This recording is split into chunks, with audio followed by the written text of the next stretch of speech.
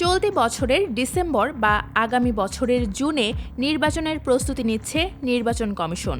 বিষয়টি নিশ্চিত করেছেন নির্বাচন কমিশনার অবসরপ্রাপ্ত ব্রিগেডিয়ার জেনারেল আবুল ফজল মোহাম্মদ সানাউল্লাহ।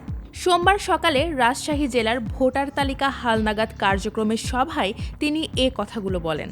তিনি বলেন, নির্বাচনের সময়টা নির্বাচন কমিশনের হাতে নেই। তবে অন্তর্বর্তী সরকারের প্রধান উপদেষ্টার গত ১৬ ডিসেম্বরের বক্তব্য থেকে একটা ধারণা পাওয়া গেছে। তিনি বলেছেন, সংস্কার কাজ যদি সংক্ষিপ্ত করতে হয়, রাজনৈতিক দলগুলো যদি সেই পর্যায়ে এসে দাঁড়ায়, তাহলে আগামী ডিসেম্বরে নির্বাচন হবে।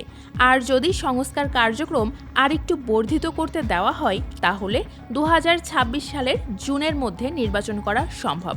স্থানীয় সরকার নির্বাচন প্রসঙ্গে নির্বাচন কমিশনার বলেন, এই সিদ্ধান্ত নির্বাচন কমিশন নেয় না। এই নির্বাচন হবে কি হবে না, কখন হবে, এটাও সরকারই সিদ্ধান্ত নেবে।